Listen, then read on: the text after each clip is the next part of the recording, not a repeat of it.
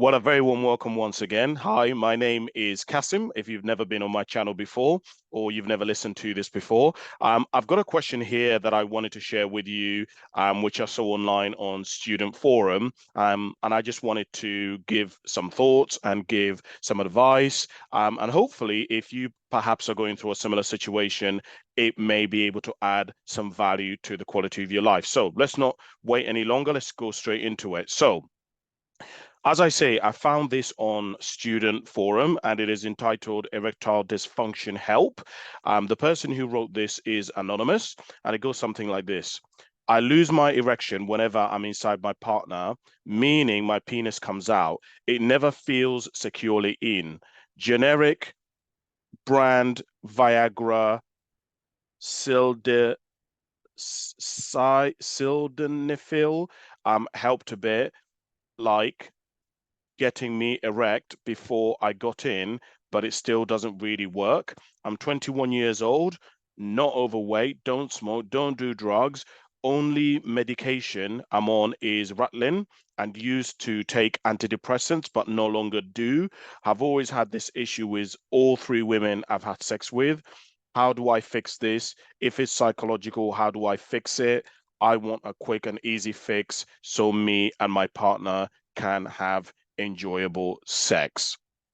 Um, I want to, so that's the original question, but as I was reading a bit further down, this person also made some other comments where he said, and I'm assuming it's a he said that yesterday she said for the first time she was worried that it was her fault I wasn't maintaining an erection, which I reassured her it absolutely was not. When I asked whether she was more upset about thinking it was her fault, or more upset about her not having good sex, she said the latter.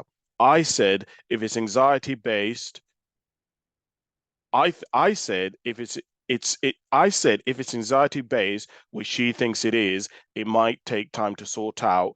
She said she didn't want it to take too long and that she hadn't had long sex in a while. I was really hurt by this.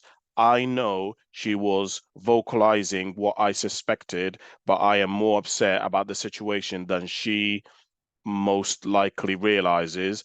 It's made me question my masculinity and makes me feel weak, and it's embarrassing. I love her, but it just upsets me that she thinks she's thinking of a time limit on this, as if our relationship is dependent on the quality of sex.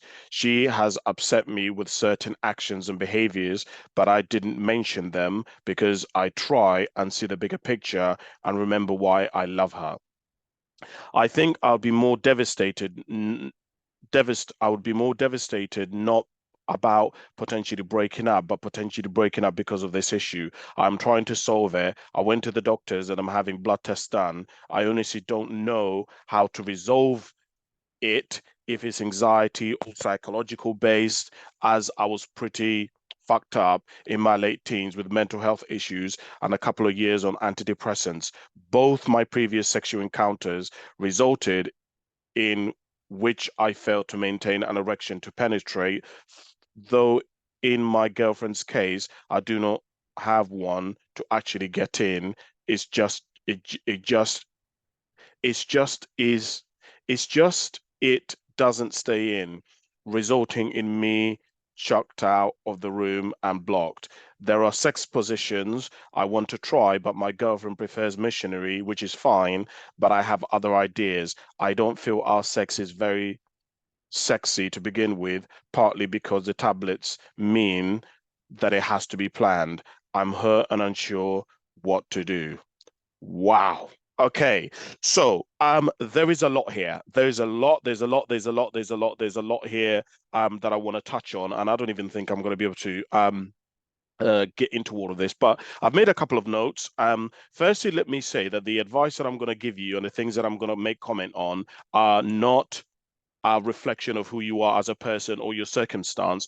I'm simply offering my what's come up for me and my thoughts on your situation. And as always, first and foremost, I always recommend to you that you seek uh, medical, um, medical advice and you go and see your GP and a professional, and that what I'm saying should not be a replacement of the support and help that you're already getting. So I just want to say that in the very beginning. So let's go through this. I've made a couple of notes. Let me start running through them. Firstly, um, I love the fact that you're already going to see your GP and you're having blood work done, because that means that you'll be able to figure out whether this is a medical issue or if it is actually a physiological issue. Right? Meaning, is it something related to your hormones, your blood? Are you lacking something that is stopping you from getting an erection? Is it one of those? Or is it actually something which is physiological? Is it something to do with how your body is made or something like that? And I love the fact that you're already doing that, because what it does is it begins to allow you to leave room and eradicate what works and what doesn't work. Basically, one of the things that I've always believed as a person, as Kasim, is that every single one of us in life should go through a period in our life which I call coming of age. Right? A coming of age is a period in your life where you are experimenting. You're figuring out what works for me, what doesn't work for me. What do I like? What don't I like? What's my leaning? What isn't my leaning? What do I naturally gravitate towards? What do I find disgusting? And you're basically going through this period where you're just becoming yourself. You're trying to refine who you are. You're trying to figure out who you are. You're trying to be comfortable in your body. You're trying to figure out what the limits are of your body, etc., etc. So I love the fact that you're in this stage where you are starting to refine and tweak who you are, and trying to figure out, okay, is this a psychological issue? Is this a medical issue? Is this a physiological issue? Is this even a spiritual issue? So I love the fact that you're trying to do that.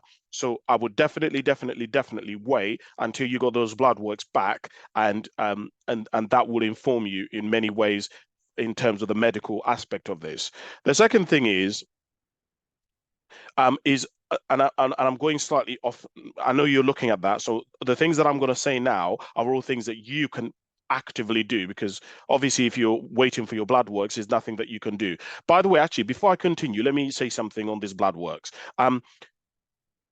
Just like with anything in life, different professionals are going to give you different answers based on their knowledge, based on their interpretation of knowledge, etc., etc. So one of the things that I would recommend to you is, do not take um the first analysis of your medical uh, uh, reports as absolute, meaning that a lot of people basically go and they can be misdiagnosed, they can be pathologized, they can be the records can be misunderstood, or the results or the reports can be misread, or they can be interpreted in a different way. And what I would say to you is, and this has always been my thing, is always get a second opinion. And you may have to pay for that. You may have to ask your parents if you can get blood works done via their by their private healthcare. You may have to save up and wait 2 years so that you can pay for it privately. You may have to get private medical insurance. But what I'm basically trying to say to you is, do not take the first opinion that a medical professional gives you as absolute, because people can be wrong. I'm not saying that the medical records you're going to get are going to be wrong, but I'm just saying to you, be very wary of that, because the amount of times that I've met people who've been given reports, or they've been given records, or they've been given an outcome of something medical, and down the road, 10 years down the road, they've come to discover that the person was wrong. The person who said to them just fobbed them off, or they misread what they were saying, or for example, the professionals, when they, particularly when you look at like clinicians, when they're looking at diagnosing somebody, particularly with a pathological disorder, they have to follow a tick boxing exercise. Usually they follow the DSM-5. Here's the problem. Just because you tick a box, the same presentations can also fit in lots of other disorders, and it's up to the practitioner to choose and use their discretion as what they feel based on your presenting symptoms and your presenting material, what they think you fit more in. But what I'm trying to say to you is, they can misdiagnose you, they can be wrong. right? That doesn't mean that they're being malicious or that they are unprofessional. It just means that their interpretation of what they've read can be wrong. And so just think about that. So I always recommend to you and everybody, always get a second opinion. Go and speak to somebody else before you come up with a conclusion. So moving forward, two, look at when this started. What I've discovered in life is that there are patterns. In my book, which I wrote about how to set goals, in the first bit of so there are 6 steps, and in that first 6 steps of that book, one of the things that I talk about is story. Story is step one, and in that I say, look. Begin to look at some of the patterns in your life. Look at the themes. Basically, look at the cycles. Look at what keeps showing up in your life. If the same thing happens, if something happens once, fine, it's an anomaly. If it happens twice, hold on. Now that's just a coincidence, right? If it happens 3 times, it's a pattern. Something either underlining or habitually or genetic is basically made a system where the same thing keeps occurring over and over and over again. And what I would say to you is you shared that you've had this situation happen with 3 different women. So there is a pattern here. This is no longer something which is being essentially just an anomaly or is just a one-off occurrence and it's just an accident. This is something which is actually built in you or is being triggered by something. So the first thing that I would recommend to you is begin to look at when it first started and look at what major things happened to you around the time when this first happened. And there is a really interesting book, which was, I can't remember who wrote it, but it's a book called The Body Keeps Score. In fact, let me Google it now as we're having a conversation. Um, uh, Here it is. So there is the book is called The Body Keeps Score: Brain, Mind, and Body in the Healing of Trauma, and the book is by a person called Bessel van der Kolk. And the reason why I'm saying this to you is that book, one of the things that that book says is that you can try to rationalize stuff and go through trauma or go through a really difficult part of your life, and you can intellectually move on, but that doesn't mean that your body is forgotten. That doesn't mean that your body has healed. Let me put it like this. I'm not saying I'm going to do this. I can punch you in the arm and it can hurt. Um, and or let me put it another way. You can be walking along and cut your arm on something by accident and you start bleeding and you clean it up and you patch it. And in that moment, it really, really, really hurt. But after a while, your mind switches off and you start focusing on other things. But that doesn't mean that your wound is healed, right? And you can go through your life and everything's fine, but every now and then what will happen is as you're going along, if you scrape that part that you cut, it really then reignites it and it starts hurting again. So the reason why I'm saying this is that are you trying to move on from something that is still healing or a wound that you haven't dealt with? Right. And so, what I would say with you is one of the things that you talk about is you've been on antidepressants. If you've been on antidepressants, that means uh, an antidepressant means that you were depressed. Depressed basically means that I think it was Jim Carrey who said, don't quote me on this, but Jim Carrey said something on the lines of, when your body is depressed, what it's meaning is, I need a break. Is basically your body, when your body is feeling depressed. Now, there's 2 kinds of depression. Don't get me wrong here, and don't take this for a fact. I categorize depression in 2 ways. There is the clinical depression, which is basically one of the most horriblest things in life that can happen to somebody, and one of the most horriblest diseases that can happen. And then there is depression, as in the depression, which is that your life is just a mess. Right, you have no job, you have no friends. You've lost your parents. Your dog has passed away. You don't know what you want to do in life. There's that depression is basically just circumstantial, meaning it isn't something which is genetic. It is something which has just happened because it's just life, and it's such a natural thing that just happens to everybody. And what I say to everybody is you want to be careful to categorize which one you're in, right? Are you in the one where genuinely you were diagnosed and given antidepressants for just normal life things, or were you given antidepressants because genuinely there was something wrong with you physiologically? It's a genetic issue. It is a biological issue, which is because we know, for example, that depression is actually people genetics. Some people have a genetic disposition and a leaning towards getting depression, right? And so and this is why I say I talked a little bit about the coming of age earlier on, because you want to try to figure this stuff out for yourself. I have a belief, and this is just me as Kasim, which is that you should know more about you than professionals should know about you. Right? When you go to professionals, you should have more information about what's going on with you than they should, because they can be wrong. And what they're not understanding is that they're not understanding the whole of you. They're only coming to fix and sort out a specific issue. And because a lot of people are professionals are only trying to fix and sort out a specific issue, many of them, unfortunately, aren't great in that they can take a holistic approach and look at the totality of who you are, and look at your past, and look at your physiology, and look at what's going on with your friendship. This is what I mean when I say a holistic approach and a great professional, because a great professional will not just fix one issue, they will take everything into account, because everything is connected to everything else, right? Your mindset is connected to your physiology, which is connected to your biology, which is connected to your friendships, which is connected to your work, which is connected to your income. They all affect one another, right? And so a huge part of why I'm saying all of this to you, and I know I'm taking ages to explain this, but I think it's really important, is that you've got to start thinking for yourself. You've got to stop taking the advice. Don't, no, no, no. Let me rephrase that. Don't take the totality of professionals as and the conclusions that they've drawn as the totality of your life. Ultimately, the person who knows you better than anybody else is you. This does not mean you shouldn't take professionals' advice. This doesn't mean that you shouldn't listen to people out there who are very knowledgeable and are specialists in areas. You should.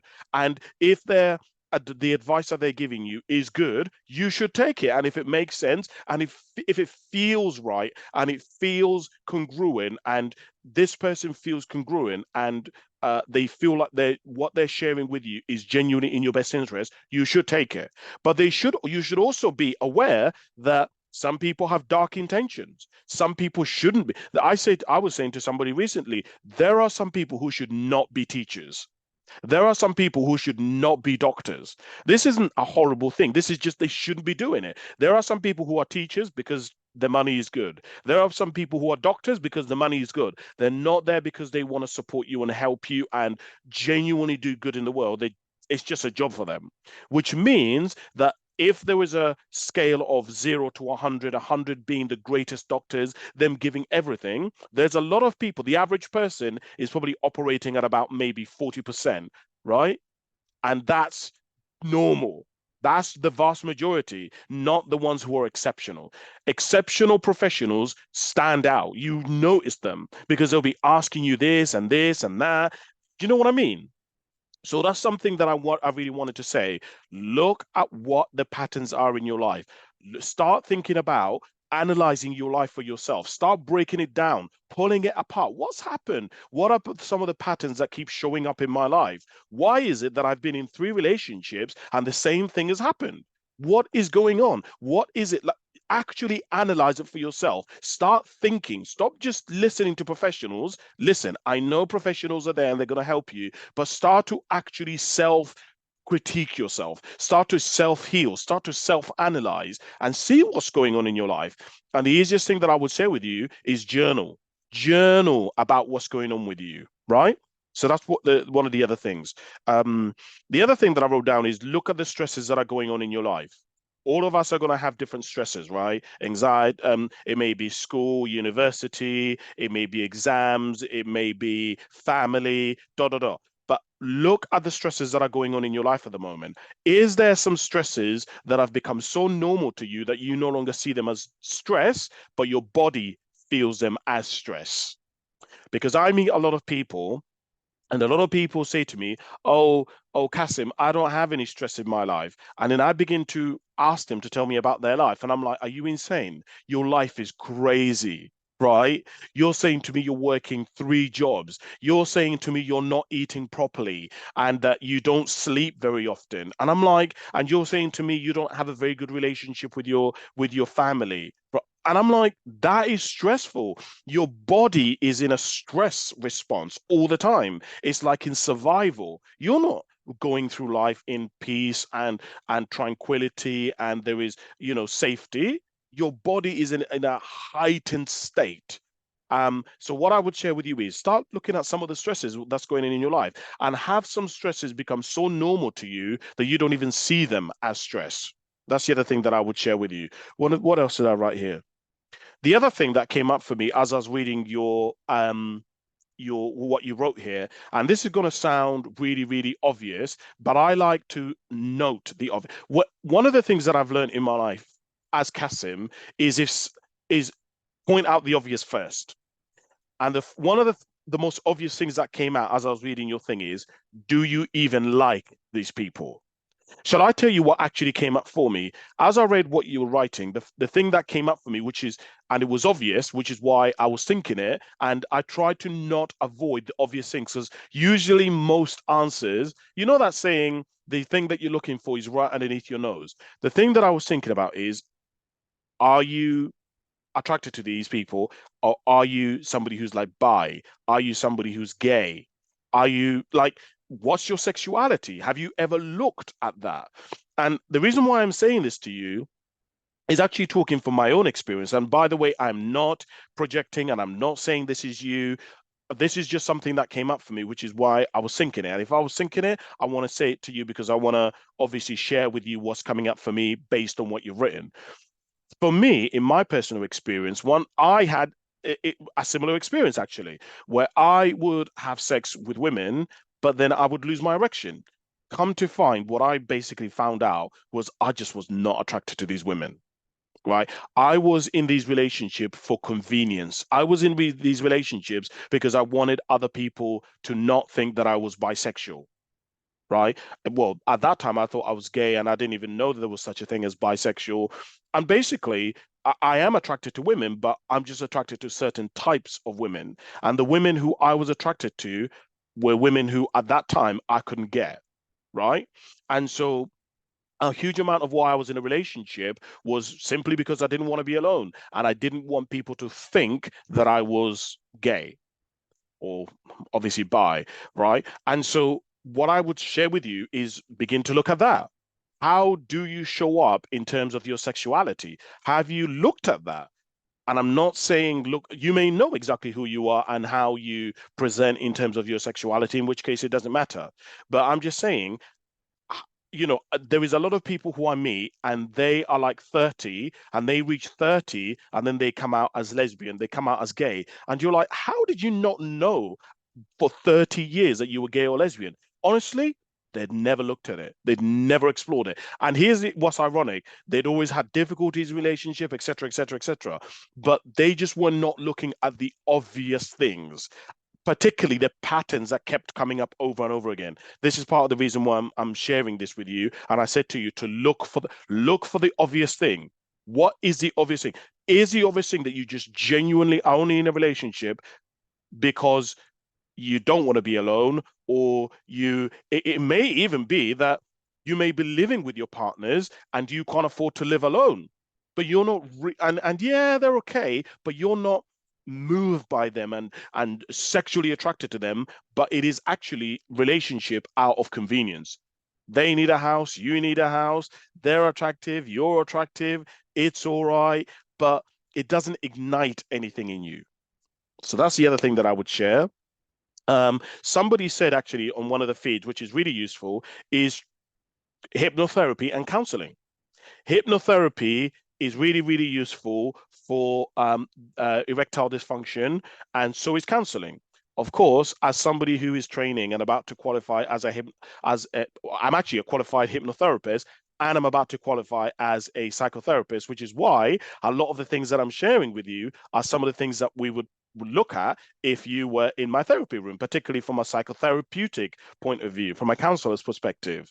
And so what I would share with you is go and speak to a counselor, go and speak to a hypnotherapist. Now, you might have to go to the medical officer in your school or college or whatever and ask them for a referral, or you may have to go to an organization online, which is in your local town. Just look, there are loads of organizations, or if you go to the GP, they might make a referral for you. I know that a lot of GPs now aren't seeing people, everything is done over the phone. But anyway, there's a lot of things that you're going to have to look at because there's a lot of things that you said. You used to be on medication, and you've tried stuff to get you hard, like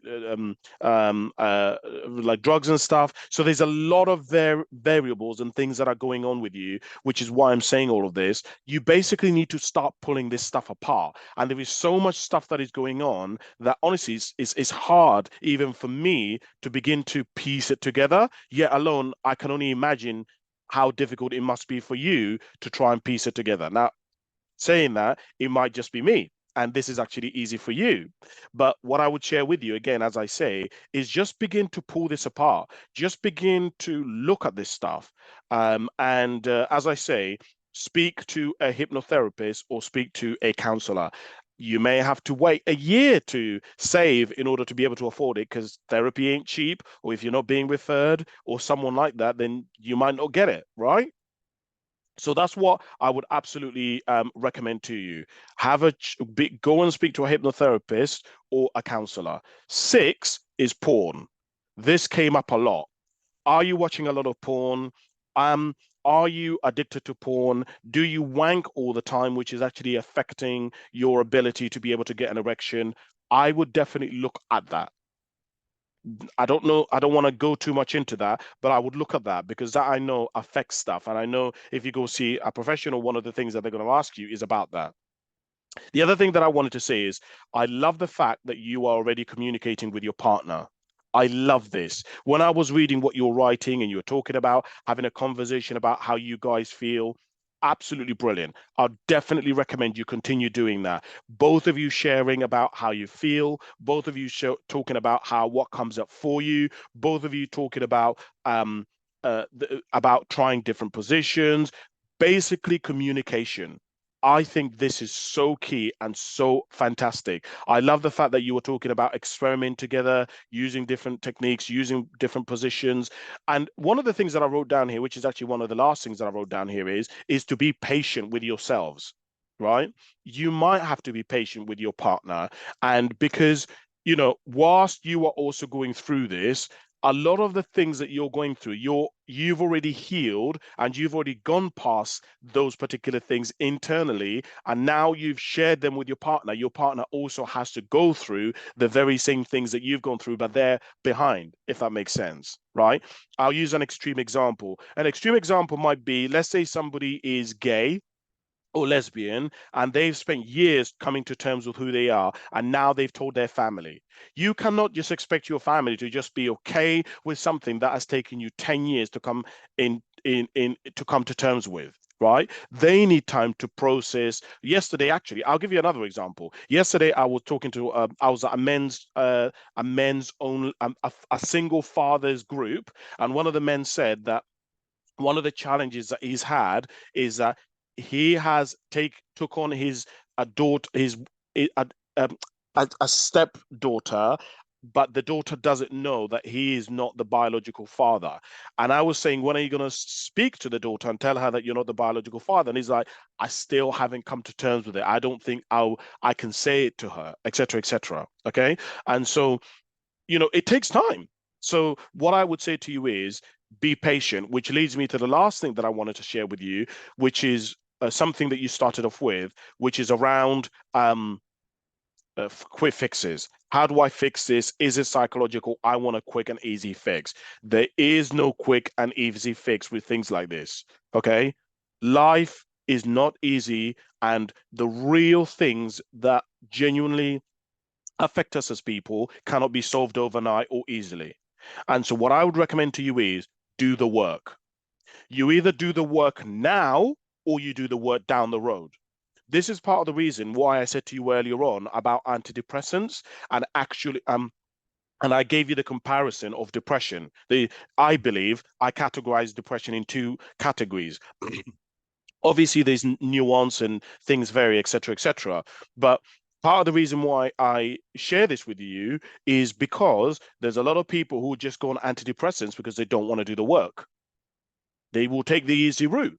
But part of why somebody is depressed, if they're in the latter camp, which is where they're just depressed because their life is in shambles. They don't know what they want. They haven't got any momentum. They haven't got any friends.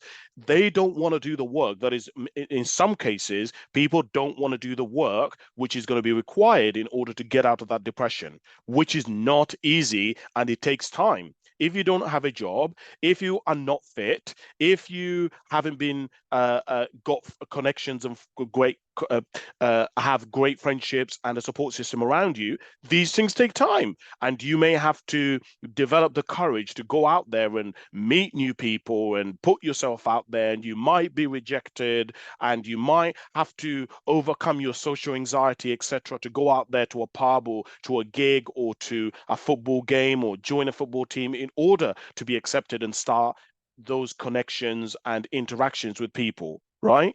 That's not easy. And you may have, particularly if you haven't had a lot of momentum, they may be 5 or 6 different areas like that you have to sort out, like your health, like you have to make applications to get a job, like you have to join a football team. Like they may be a lot of things that you're going to have to do, and a lot of people don't want to do them. So what I would share with you, and this is really important, is don't go for the quick fix.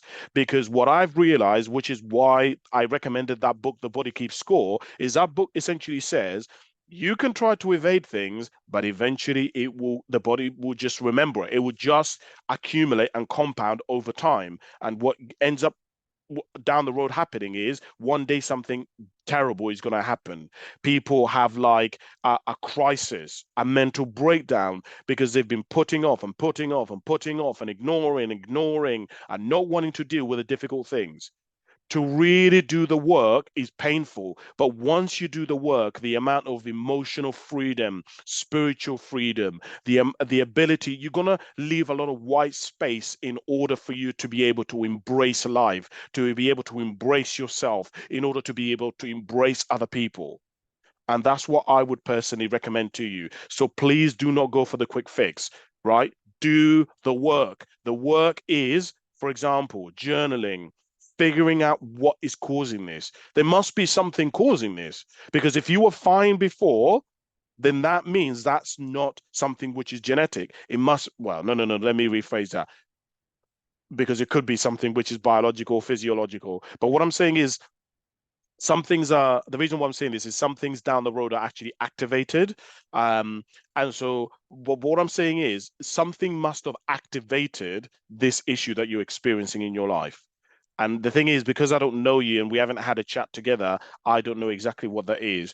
But I would recommend to you that you start journaling, you speak to the professionals, you get that blood work done, you begin pulling your life apart, what's going on, what are your start journaling about what are your relationships like? How do you show up in your relationship? Have you experienced any kind of trauma? What and how did that trauma affect you? And did you deal with it? Did you grieve it? What are your relationships like with your parents? Have you got a support system around you? What's your health like? What are some of the stresses like? Do you have a purpose in life? That's the sort of work that I'm talking about. So I hope that's been useful. I hope that that in some way has added some value to the quality of your life, and has helped sort of lead you in the direction that you're looking for. But apart from that, thank you very much for listening. Remember to comment, send me a message, subscribe, all that fancy stuff, all that stuff that people recommend. But otherwise, thank you very much for listening, and I'll speak to you soon. Bye for now.